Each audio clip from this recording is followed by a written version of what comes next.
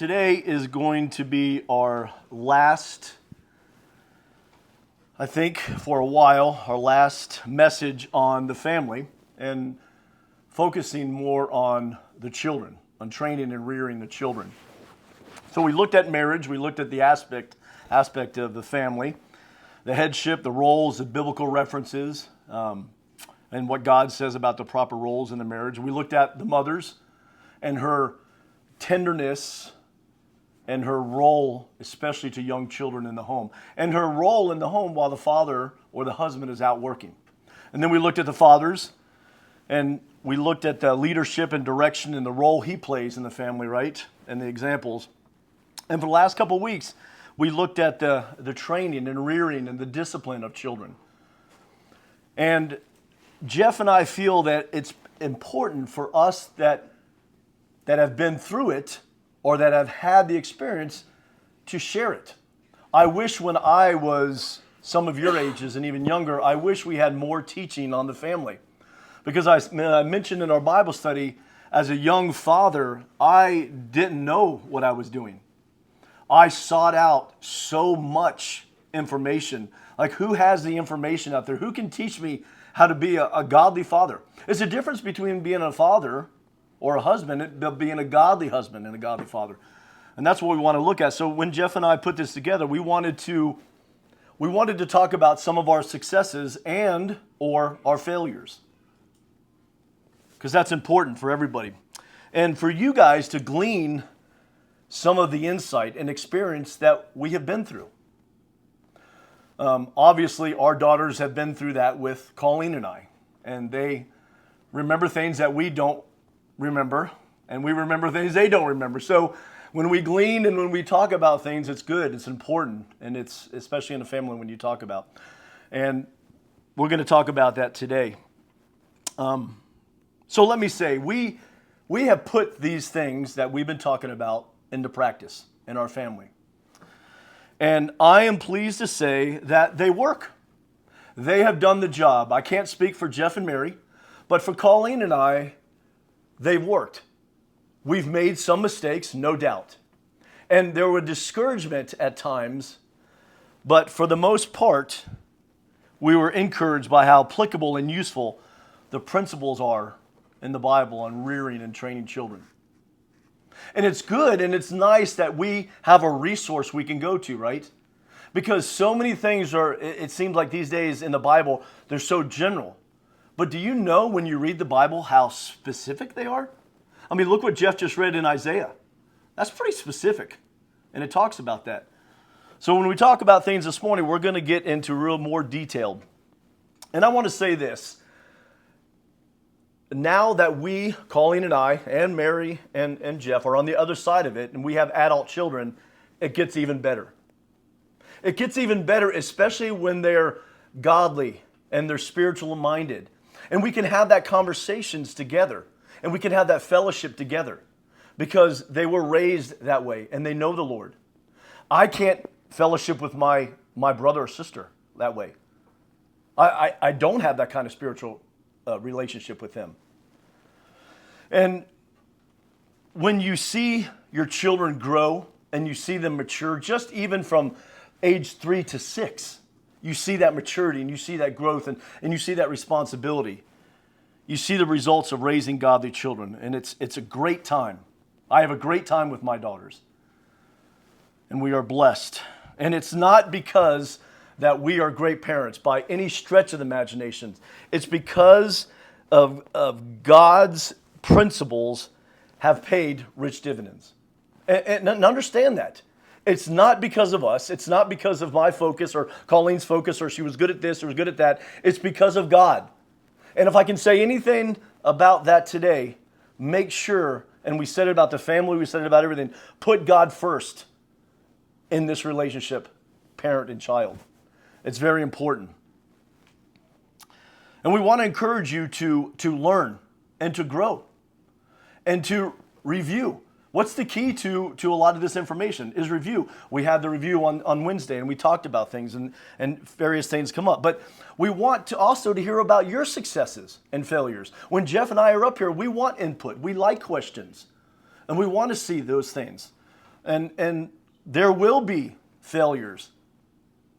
Hopefully little failures and some. A lot more successes if you raise the children God's way. And that's very important. I think, as we said, the secret of learning is review. And that's what I want to do a little bit. And if you are here this morning, I know I was talking to Abby about being single and maybe it's not as applicable, but even if you have a family, even if you are single and not married, these are applicable to you, what we're going to talk about today. Because you will learn something about yourself. You'll learn the reason why you react and overreact or do things is because of the way you were raised. You'll learn reasons why you act in a certain way. You'll learn the way your attitude is toward church and church fellowship and toward each other. It's because of the way we were raised. And it's much related to that. And hopefully each message that Jeff and I have done has built on each other. It might be a different focus, but hopefully you can glean out of these messages. And Jeff has done a good job of putting it on YouTube too. So if you do miss one or you want to go back over it, and I think we're going to do some study questions as well, go and review it. And the things that you don't want to, the nice thing, you can fast forward and go to the point you want to. You know, instead of that 40-minute message, it could be 10 minutes. I don't need to hear him. Okay. So you can go and review it. But I want to review a few of the things that we might have discussed. I know I brought it up in the family. And I want to call them maybe frightening trends or observations that Jeff and I have talked about or that we see occurring. First is the breakdown or the breakup of the families. And the breakdown is not divorce. That's obvious, right? The breakdown is the terrible relationship between the husband and wife, or the terrible relationship of the mom and dad, or the dad with the children, or the mom with the children, or the children or sibling rivalry. The breakdown of the family. I think some of the best kept secrets are how the home is what you grow up in, right? Some of the things that we kept, away from the church maybe, or away from the people that we didn't want to know what was going on. It's a big secret a lot of times. Some of us would be embarrassed if people really knew what went on in our home. And that's unfortunate. Some people we know are no longer talking to one another. And you might know somebody close to you or a friend in a relationship, a marriage, or siblings that are no longer talking to one another. Some people have written off their children and saying, you know what? They got their own life. Let them live it. I'm not involved anymore. Some people in a marriage hate one another. They didn't physically file for divorce, but they have it in their mind. And we probably know some people like that. Or we know some now. So the breakdown of the family. The second is the breakup of the family, and that's obvious. It's divorce, right? Christians opt today for divorce without any biblical grounds. And we see it. I see it in my own friendships. I see it, and I expect it from the world, but I'm still shocked, and we should be, when we see Christians doing that. Divorce, it's so accepted these days, isn't it? And the second is the pace and the race of parents, the hurry-worry syndrome, right? We say we crowd too much into our schedule. And if you're into sports and the mother works or the father works and all the things that are going on, there's nothing left for the home, is there? Some people think it's more spiritual to be busy in the Christian life instead of taking time for the cultivation of the home. And that's why we see America in the mess it is right now. Because there is no cultivation of the home. There's no focus and priority on the home. The materialism level has never been higher. And what's our example of that? The government, right? Just print some more money. Print some more money. And we bring that same thing into our home, right? More credit or more this or more that. Husbands or fathers have to work more hours to live the lifestyle you're living. And it's either overtime or extra hours on the weekend or whatever. The breakup of the family. Third is the abuse and neglect of children. And by abuse, I'm talking about overt, willful, deliberate attacking of a child. And I briefly talked about that when I talked about the family. But I'm not really talking about that. By neglect, I mean the ignored, deliberately ignored child. Children are planted in front of the TV, right? All day sometimes to be the babysitter. And when the TV's turned off and it's the weekend, what happens then? The church is to do the job, right? And then when the weekend's over, they go to school and the school is to do the job. That's how we get by a lot of times, and the parents get by in the world, is because of those things. And the TV and the church and the school can't resurrect what the home can do and what the parents can do and what they're putting to death. We cannot do miracles. God does one once in a while, and it's great to see. And we love that, right? But is that the norm? It's not the norm. And we know there are exceptions to the rule on that, thank God. But if you're choosing to deliberately ignore or neglect your child for whatever reason, I will assure you right now, your child will learn its standards from the peer pressure and will go that way of the friends. Because there is no attention to them in the home. They will learn it from their friends. It's called the law of diminishing returns, right? It will one day rise up and curse you.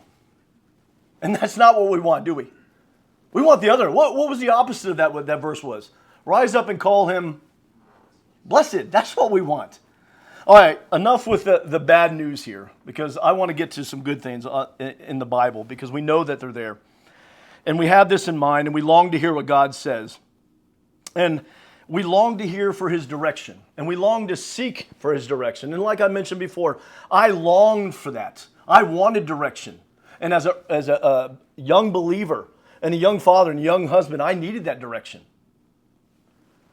So we're going to look at the Bible, and we're going to talk about his timing, because his timing is always perfect, isn't it? So if you would, open your Bible to Proverbs chapter 22. We haven't really talked about this verse, but it's a verse that we always use. And the truths that we will uncover are applicable for today if you are 80 years old. Anybody 80? Nope. Okay. Or if you're 20 or below. If you're single or married or have children, these are applicable for you today. And let me give you what I think. And now listen to this, parents. Listen, this is important. And grandparents. Let me give you what I think is the single most important, significant contribution or need you can make for your child.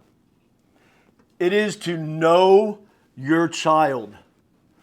It's not plural, not children. It's to know your child. And some homes might have one. Some homes might have 11. So 11 different children, right? A child, each one of them. It's easy to put them out there in the group and say, yeah, I know, they're all mine right here. But do you know that child? That's very important. You can't love a child that you don't know. You can love a child you can't see, right? Because blind parents prove that. But you can't properly train or love a child that you don't know. I've met parents, and Colleen as well, that their kids are strangers to them. They live in the same home, and they have the same last name, usually. Depends on where you're coming from. And they take them to games, and they medicate them when they're sick, but they don't know their children. They don't know them. And the child longs for you to know them. They say, please help me to know me.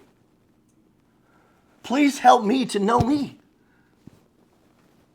Would you please contribute your insight to my life so I can cope with me and the dynamics of life? That's important. It's important.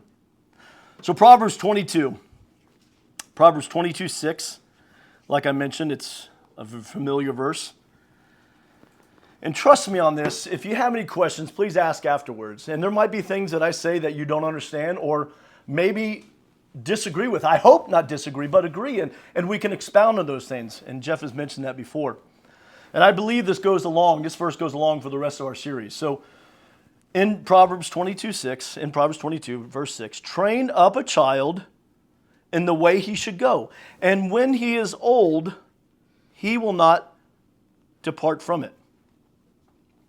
Now, the standard Christian worldly worldly Christian interpretation goes like this. Be sure your child is in Sunday school and church early on. Teach your child the 10 Commandments and teach your child a couple verses for bedtime and for prayer time and in case of emergency. Teach your child some verses, and if you can afford it, send them to Christian school. And of course, in the summer, make sure you take up some of their time by sending them to Christian camp for at least a couple weeks. Because we know they're going to grow up, and they're going to rebel, and they're going to sow their wild oats.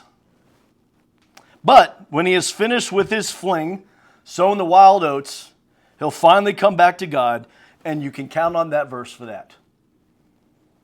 And when I hear that, you know what I said? Did I say? Big deal. What kind of promise is that?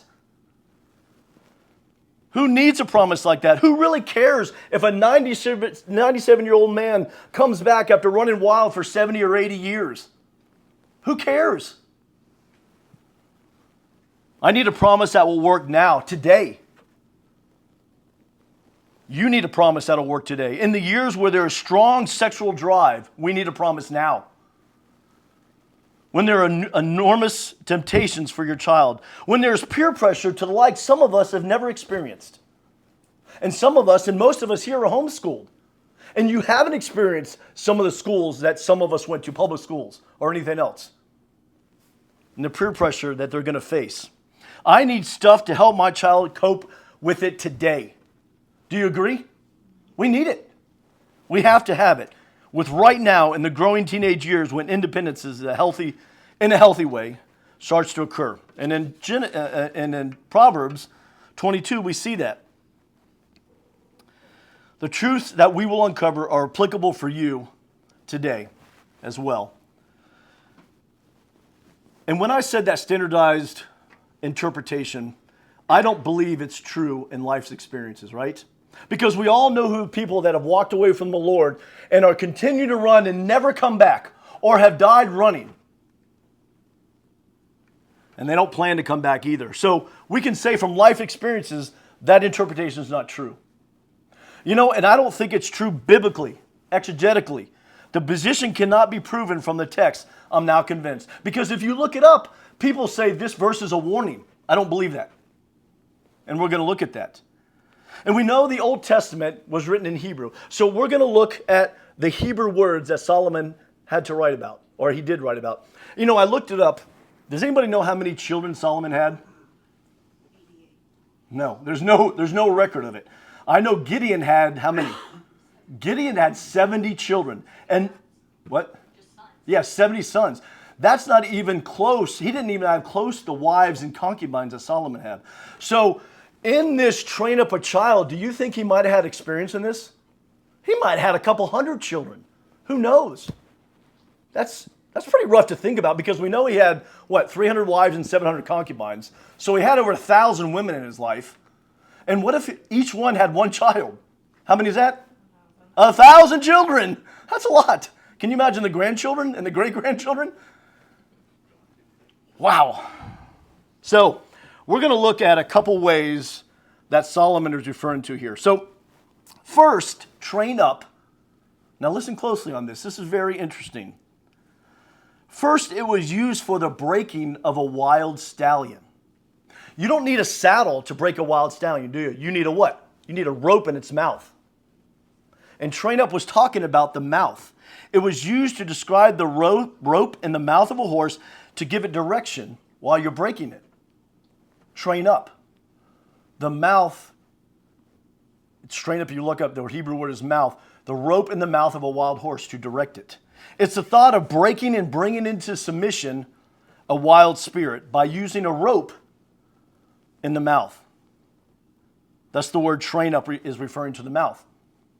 So that's one way. There's also another way that it's used. It's used to describe the action of the midwife in those days. And we all know what the midwife was for, right? To deliver the children. And back in those days, after the midwife would deliver the child, she would hold the child in her arms. And she would take her index finger and she would put it in a bowl of crushed grapes or dates. And then she would take her index finger and holding the child, she would place it in the roof or the palate of the mouth of the child as to create a sucking sensation, a thirst. Isn't that interesting?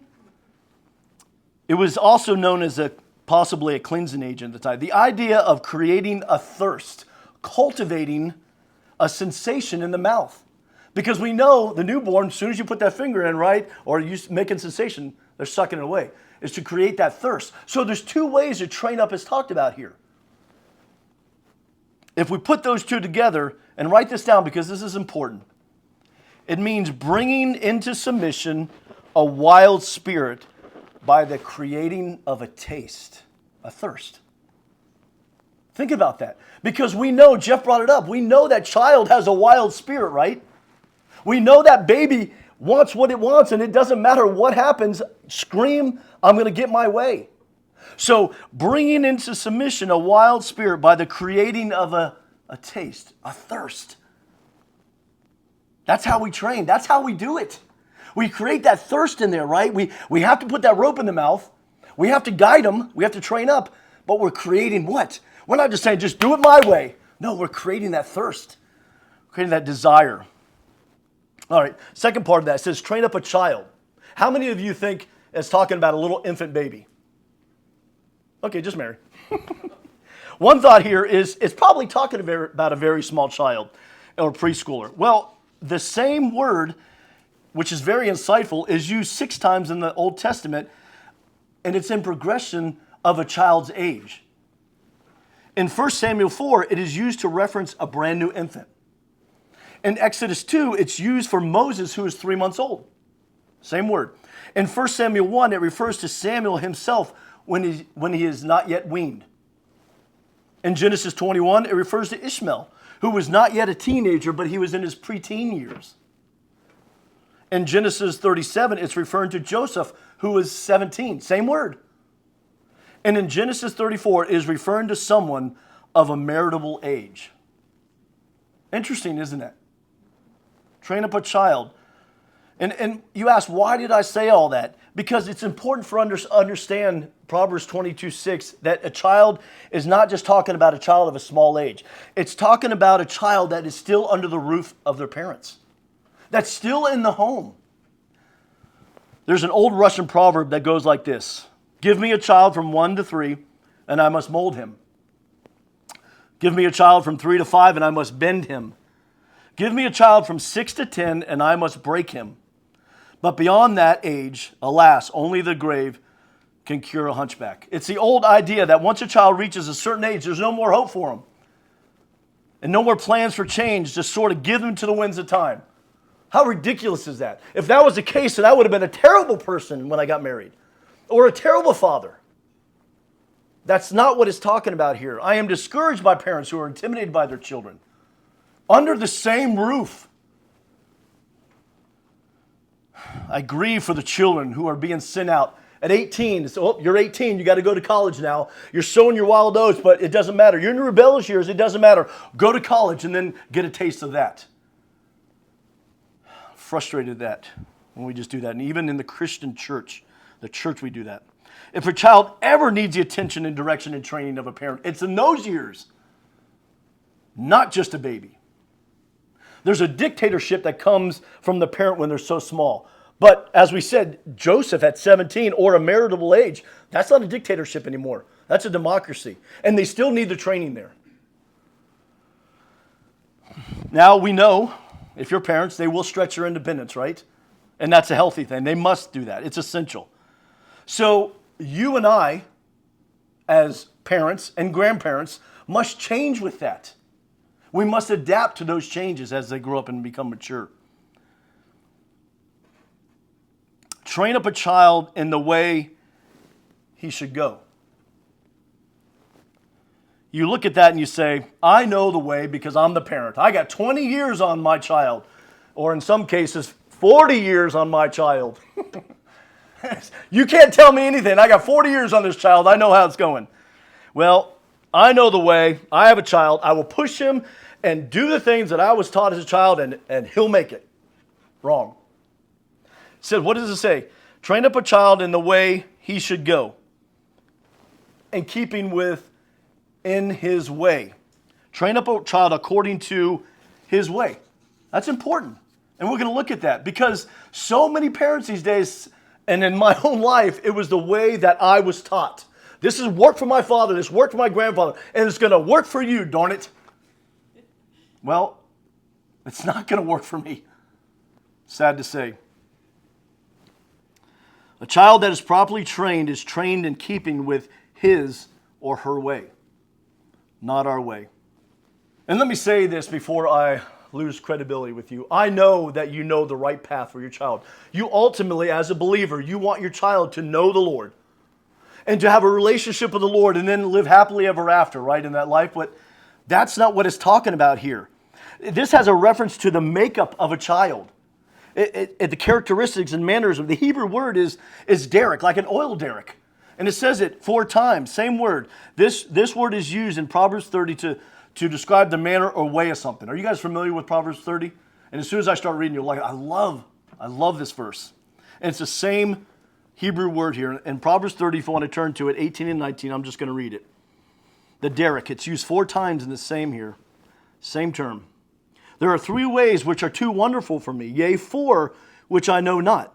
The way of an eagle in the air, the way of a serpent on a rock, the way of a ship in the midst of the sea, and the way of a man with a woman. The way, the derrick. The same term is used in the way of train up a child in the way he should go. You know, the eagle doesn't fly up and all of a sudden just turns left, or turn right, or turn left. He soars and he swoops and he flies, and we love to see that. And what about the snake? Some of us love snakes, and we love to see it slither on the rock. Others are just terrified of it. But we love to see that, and it's aware of its surroundings the whole time when it's on the rock. Or what about the ship? And Colin and I, we're gonna get to experience that in a week, because we'll be on a big ship. If you've ever been on a big ship, you know the romance of it all. And if you've ever been on a little boat and a ship passes you, you know that feeling as well. Pretty scary. And the way a man is with a woman. And depending on the man, there's no book written on that of how he treats her and how he does it. And that's what God uses here. And that's what Solomon uses. And so it is with children. Train up a child in keeping with his mannerisms. Keeping with his way or her way. You know, we think that children are born into our family and they're little pliable hunks of clay, and we can just push them and mold them and stretch them and poke them and twist them and roll them and stamp them out, and they're all ready. And then we put them in a kiln and said, okay, you're on your way. But is that their way? Whose way is that? It's our way. Children come with a prescribed set of characteristics. What did Jeff call it? Some assembly required, right? For some kids, more assembly required. And for me, it was a lot of assembly required. I was so different than my family. So different. The word here, and the better word I like to use, and you've heard it before, is bent. The bent of a child. The same verb is used in Psalm 7:12. It's the stringing of a bow. Isn't that neat? The stringing of a bow. And if you read that, the bow has a natural, when you go out and look for a bow, what do you look for? A natural curve, right? A natural what? Bend. A natural bend to it, because that's going to make the better bow, isn't it? That's going to make it. And instead of a straight, I mean, you could make it, but you look for that. And if you look it up, which I did, the guys that make the bows look for those certain tree branches that have that natural bow to it.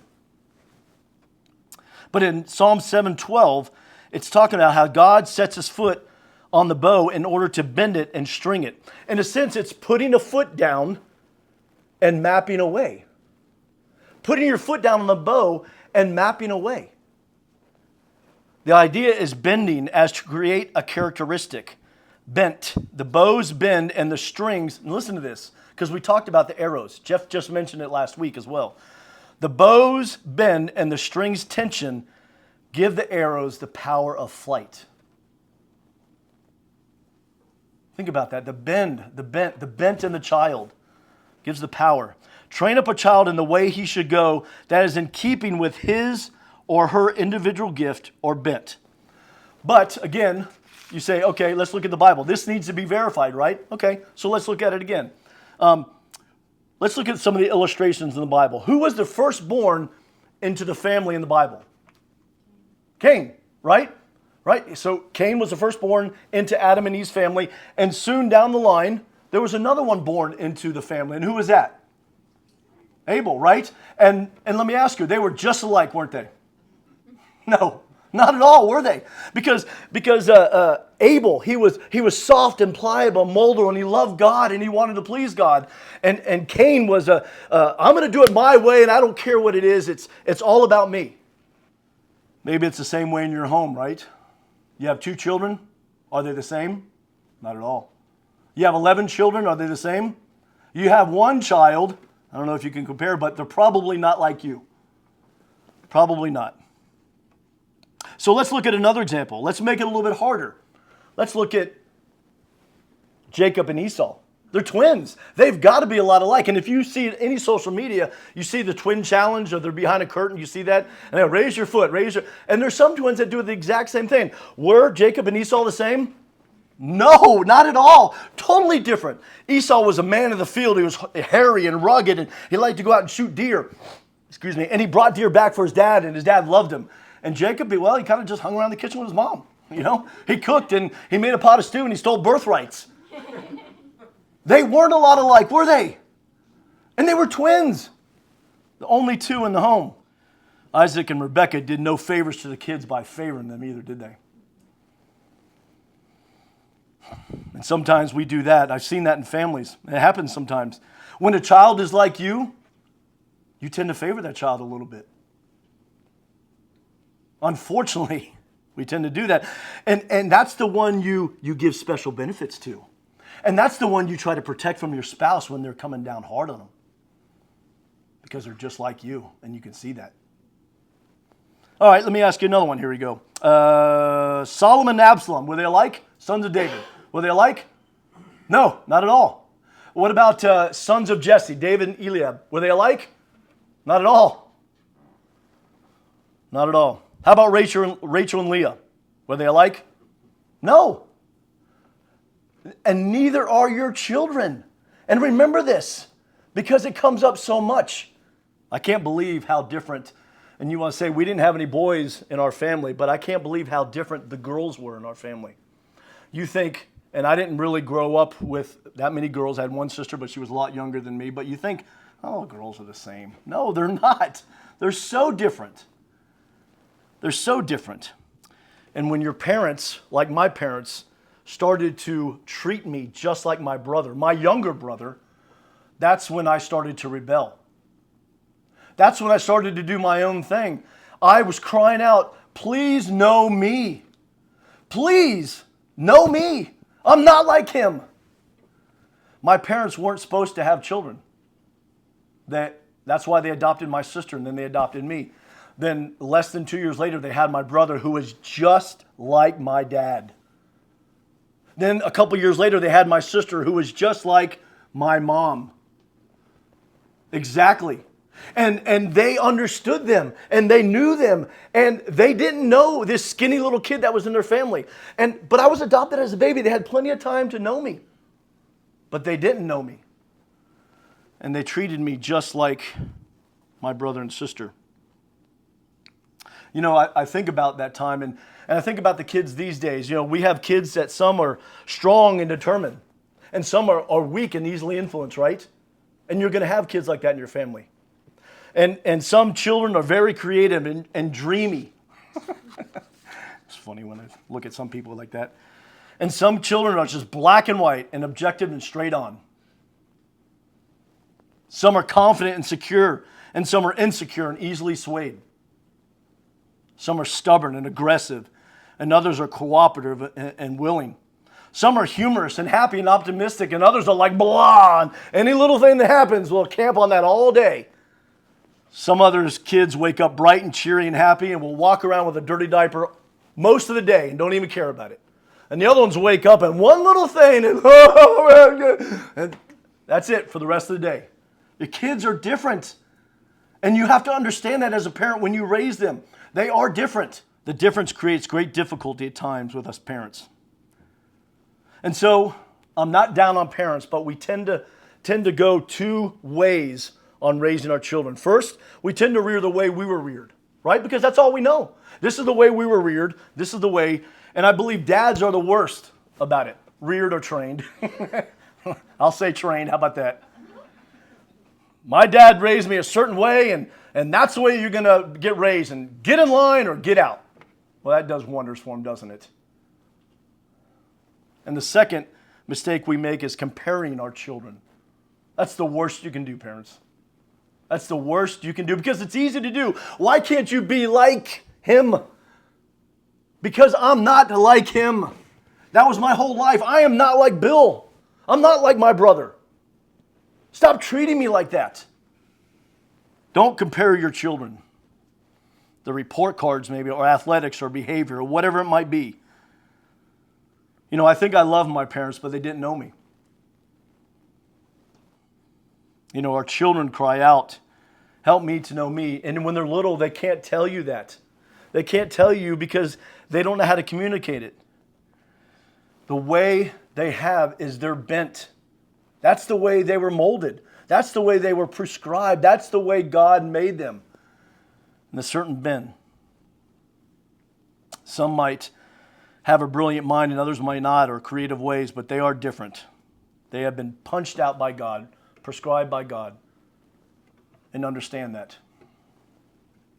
It's hard, and I think it is hard because when you adopt a child or maybe foster children, they are not like you. So you have to really understand them and you really have to study them.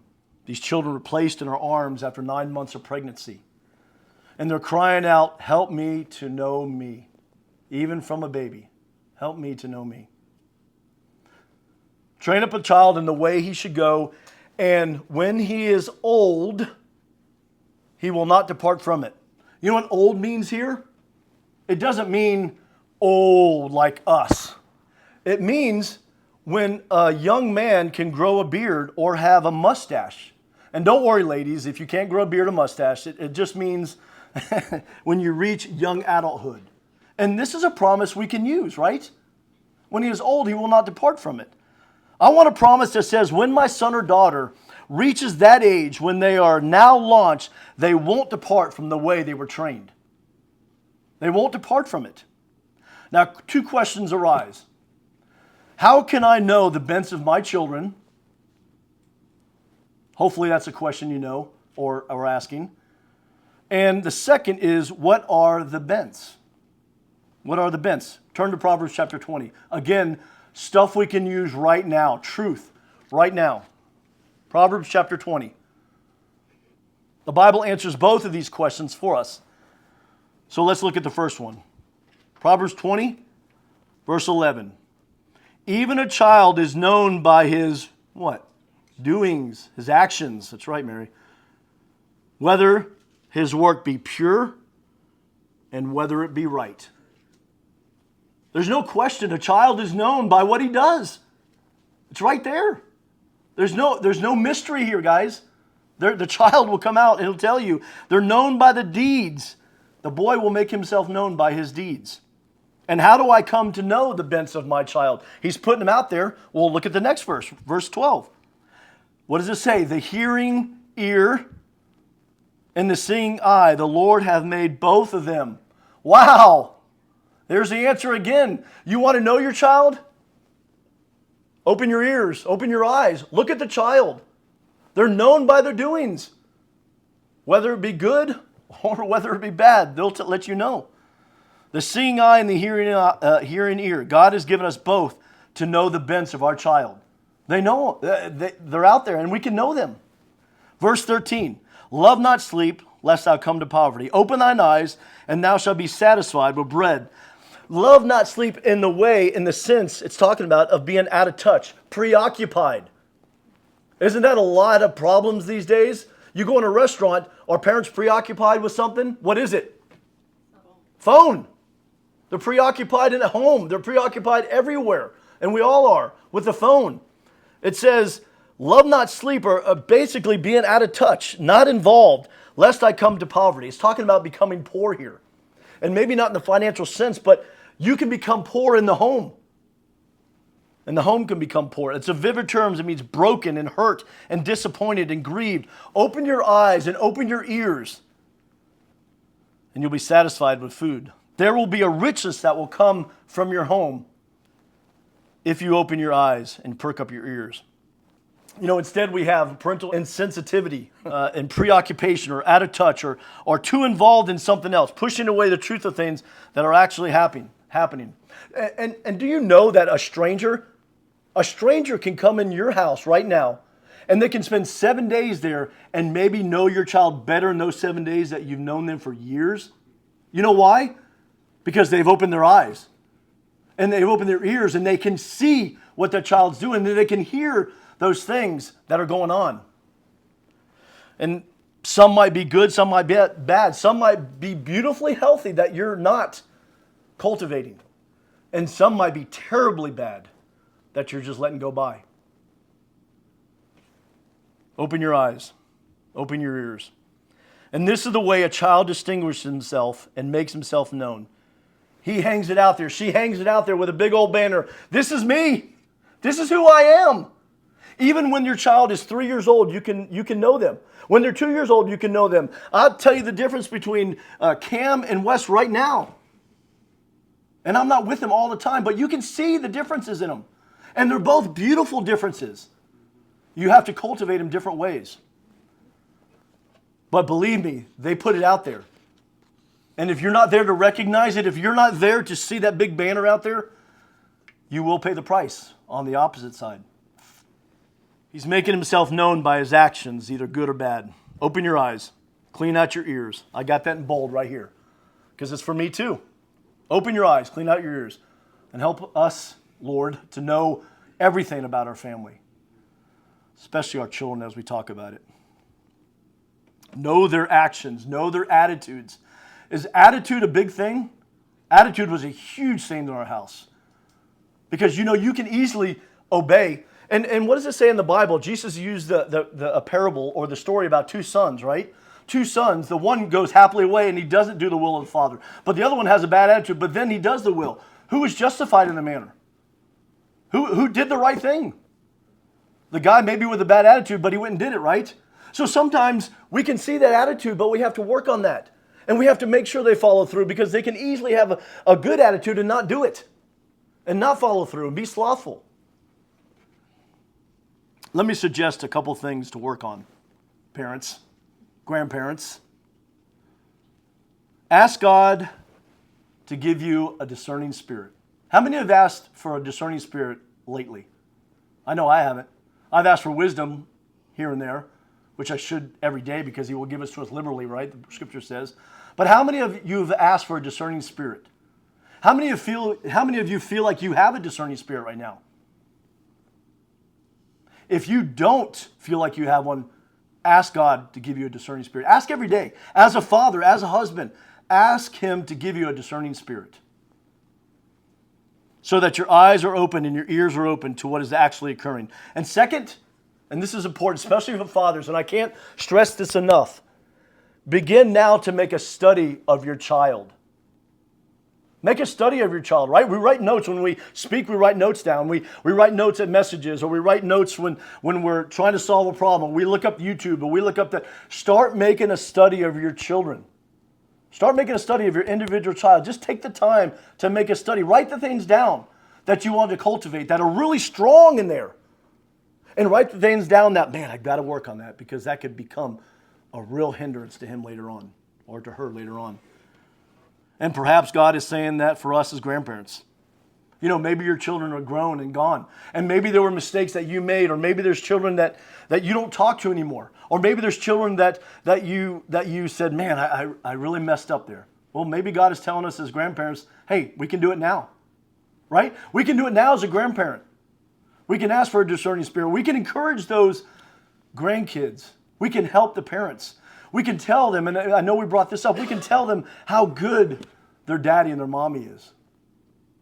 So many times, and a lot of my family, and Colleen and I've seen it, my aunts have raised their grandchildren because their parents were terrible. And so you don't know what might happen in the future or how significant a grandparent can be in a child's life. And even if you don't raise them like my aunts have done, you still have a huge impact in their child's life. Study them. Ask for a discerning spirit. It's very important. Now you might ask, will these things really pay off? I mean, when these kids reach adulthood, will they care about me or care about the relationships? And I can say, yes, they will. They will care about those relationships. They will care about what you did with them. They hopefully will rise up and call you blessed if you're raising them in the love and admonition of the Lord and not curse you. You know, I thought about this. God gets all the glory for all the good, and I get the blame for all the bad. But I should. I should, because God is perfect. God did everything right. You know, what I'm sharing right now doesn't come naturally from me. I am not by nature a sensitive person. I'm a bullheaded person. Ask all my daughters. But if this dad can learn to do it, if this dad can do it, you can too. But you have to be involved. You have to know your children. I am by nature a strong, stubborn, self-willed, determined to do it my way. And if I did it my way, my kids would turn out like me. And you don't want that. I want them to turn out like God's son. And that's what we should be striving for, right? As parents and as grandparents.